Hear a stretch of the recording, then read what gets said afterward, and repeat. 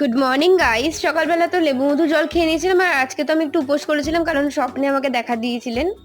আজকে এই মনসা ঠাকুরের পুজো দিয়েছিলাম, তো দেখতেই পাচ্ছ। তার জন্য তো সমস্ত কিছু গুছিয়ে টুচিয়ে নিয়েছি, দুধ কলা, তারপর তো একটুখানি চাল কলা মাখাও দিয়েছি।